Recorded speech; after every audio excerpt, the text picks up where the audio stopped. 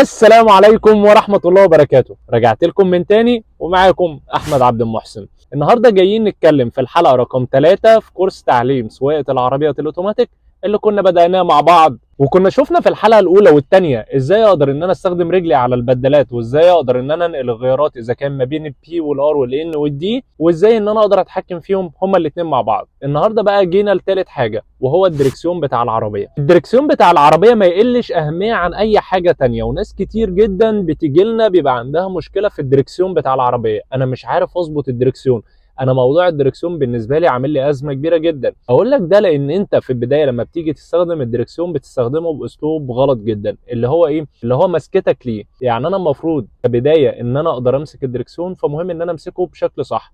طب ايه الشكل الصح اللي اقدر امسك بيه الدركسيون؟ تعال اما اقول لك. في البدايه عايزك لما تيجي تمسك الدركسيون في نقطتين مهمين جدا. اول حاجه عندي واهم حاجه ان انت ما تكلبش ايدك في الدركسيون. يعني ساعات كتير اشوف واحد يقوم جاي ماسك الدركسيون بالشكل ده كده، يقفل ايده بشكل قوي جدا على الدركسيون، يقفل صوابع ايده كلها على الدركسيون. طب ما هو انت كده غصب عنك لما تيجي هتلف الدركسيون هتلفه بقوه ناحيه اليمين او ناحيه الشمال، فالعربيه هتروح في مكان ابعد بكتير من المكان اللي انت عايز تودي فيه العربيه بتاعتك. يبقى انا لو عايز امسك الدركسيون مهم جدا ان انا لما اجي امسكه ايديا دايما تبقى مفتوحه كده، ما ينفعش صوبع من صوابع ايدي يبقى مقفول على الدركسيون. دايما ايديا كلها بره الدركسيون عشان اقدر ان انا اتحكم فيه. لو انا ايديا كلها بره هتبقى ايديا ماسكاه بشكل خفيف جدا، وهقدر ان انا الفه بالراحه ناحيه اليمين او بالراحه ناحيه الشمال، سنه صغيره وسنه صغيره، لان انا ايديا كلها براه، ايديا كلها مش قافله عليه. لكن مجرد ما هقفل ايديا كده وعايز الف الدركسيون غصب عني هقوم جاي جايبه مره واحده. تاني حاجه بقى عندنا ودي برضو مهمه جدا، وهي وضعيه ايدي في مسكه الدركسيون. يعني ايه وضعيه ايدي في مسكه الدركسيون؟ يعني اوقات كتير اجي اقول للواحد يلا بينا نمسك الدركسيون بتاع العربيه، يقول لي بس كده من عينيا، يقوم جاي ماسكه كده مثلا ايد فوق وايد تحت. طب ما انت هنا هتتحكم فيه ازاي؟ يقول لي ما هو انا برتاح في المسكه دي. مش مهم انت بترتاح في ايه، هي الفكره انت هتبقى ماسكه ازاي عشان تعرف تسيطر عليه. يعني برضو ناس تانية ابص الاقيهم جاي حاطط ايده ديت في الشمال وايده ديت فوق. طب ما هو كده هما الاثنين في جنب واحد، او ايده ديت في اليمين وايده دي فوق. فهنا طول ما انت ماشي غصب عنك ايديك مقصره عليك ناحيه اليمين، فطول ما انت ماشي بالعربيه العربيه عماله تحدف منك ناحيه اليمين وانت مش فاهم هي بتحدف منك ليه، بس هي بتحدف منك عشان ايديك الاثنين في زاويه واحده او في حته واحده. فعشان كده مهم جدا لما تيجي تمسك الدركسيون امسكه بايدك الاثنين يبقوا في لاين واحد او في سوا واحد. يعني ممكن امسكه كده هما الاثنين قصاد بعض، ممكن امسكه كده هما الاثنين قصاد بعض، ممكن امسكه كده هما الاثنين قصاد بعض، مفيش مشكله. مع ان برضه يقول لك ان افضل ماسكه للدركسيون ان انت ممكن تعتبره كساعه وتمسكه ان الساعه 10 و10 دقائق، يقول لك دي افضل كده ماسكه للدركسيون. بس انا بالنسبه لي مش مهم انت تبقى ماسكه ازاي، الاهم ان انت يبقوا ايدك الاثنين في لاين واحد عشان دايما تبقى محافظ على توازن العربيه ومحافظ ان العربيه تبقى ماشيه منك في خط مستقيم لقدام. يبقى احنا كده عرفنا ازاي اقدر ان انا امسك الدركسيون ماسكه كويسه تخليني طول ما انا ماشي بالعربيه ابقى محافظ على توازن العربيه، واقدر كمان ان انا اتحكم فيه بشكل كويس. نيجي بقى للنقطه الاهم، وهي ان ناس كتير تبقى ماشيه بالعربيه واجي اقول له عايزين نخش الشارع ده ناحيه اليمين، يقول لي طب انا عشان اخش الشارع ده ناحيه اليمين فانا محتاج الف نص لفه، ولا محتاج ان انا الف لفه كامله، ولا محتاج ان انا الف لفه ونص، ولا الف قد ايه بالظبط عشان اقدر اخش بالعربيه بتاعتي ناحيه اليمين اللي انت عايز نخش فيها؟ الابعاد دي بتبقى ابعاد تقريبيه، ما ينفعش اقول لك لما تيجي تخش شارع مستقيم لف نص لفه، او لما تيجي تخش كيرف لف لفه كامله، او العكس.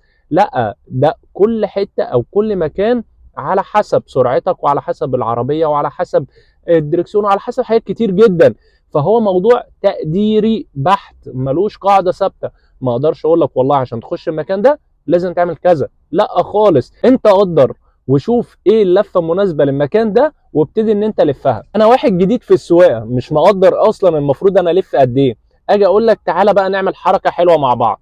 انت دلوقتي داخل الشارع ده، تمام داخله، ابتدي لف حته صغيره وشوف الحته الصغيره دي دخلتك الشارع ولا لا. ما دخلتنيش الشارع، خلاص زود كمان. ما دخلتنيش، زود كمان. ما دخلتنيش، زود كمان. دخلتني، يبقى هي الحته دي المناسبه، او هي اللفه دي المناسبه اللي تخليك تخش الشارع ده. يبقى انت من البدايه ابدا بالحته الصغيره، ولو ما دخلتكش ابتدي زود اكتر فاكتر فاكتر في لفه الدركسيون لغايه ما توصل لمستوى كويس اللي يأهلك ان انت تخش الشارع اللي انت عايز تخشه.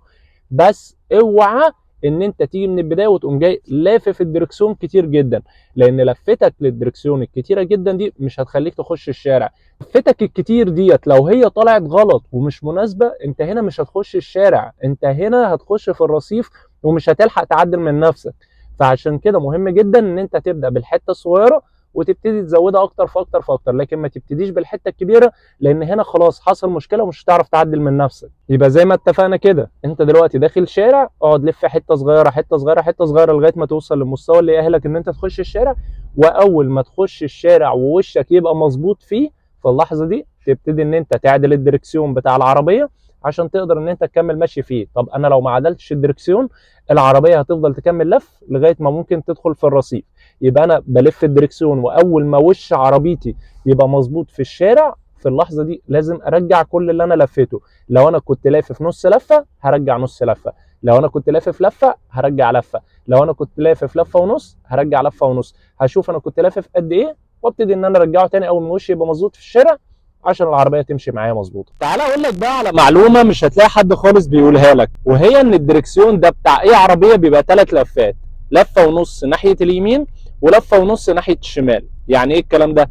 يعني انت لو جيت في اي وقت ولفيت الدركسيون يمين للاخر او شمال للاخر ونسيت ان انت لفه قد ايه وعايز تعدله ومش عارف انا ممكن اعدله نص لفه ولا لفه ولا ايه، هقول لك رجعه لفه ونص بالظبط. يعني انا دلوقتي لو ماسك الدركسيون بتاع العربيه والدركسيون اهو مظبوط وعايز الفه ناحيه شمال، فانا لو جيت لفيته ادي لفه كامله اهو وادي نص لفه، يبقى ده كده اخر الدركسيون بتاع العربيه. فانا ناسي دلوقتي انا عايز دخلت الشارع وعايز اعدل وش العربيه بتاعي، اعدل قد ايه؟ في ناس بتتلخبط ويقول لي انا اقوم جاي مرجعه نص لفه كده ما هو شكله بقى مظبوط.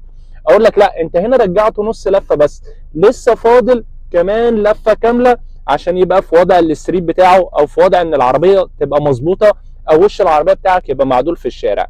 فعشان كده لو انت لفيت الدركسيون للاخر وعايز تعدله فاعدله لفه ونص. برده لو جينا نلف ناحيه اليمين هنلاقيه بيلف ادي لفه كامله وادي نص لفه، ادي اخره اهو. يبقى هي لفه ونص، عايز اعدله ادي النص لفه وادي اللفه الكامله، يبقى هو لفه ونص ناحيه اليمين ولفه ونص ناحيه الشمال. يبقى احنا بالشكل ده عرفنا ازاي ممكن نستخدم الدركسيون ونتحكم فيه ونقدر نسيطر على العربيه. لغايه النهارده احنا بنتكلم كلام كله نظري، يعني الحلقتين اللي فاتوا والحلقه ديت والحلقه اللي جايه كمان الكلام اكتره نظري، ان انا ازاي افهم الحاجات ديت وازاي اقدر ان انا استخدمها عشان خاطر لما تيجي تجرب في عربيتك تقدر ان انت تستخدمها بشكل كويس. ومهم جدا ان انت تتابع كل فيديو بفيديو معانا لغايه الاخر، عشان زي ما اتفقنا ان انت في الاخر تقدر تسوق عربيتك لوحدك وما يبقاش عندك اي مشكله فيها. ولو ما شفتش الفيديوهات اللي فاتت ارجع اتفرج عليهم بحيث ان انت تبقى متابع معانا الموضوع خطوه بخطوه. طبعا لو في حاجه مش فاهمينها ممكن تبعتوا لنا هنا في التعليقات، وما تنسوش تعملوا اشتراك في القناه وتستنوا الفيديوهات اللي جايه. السلام عليكم.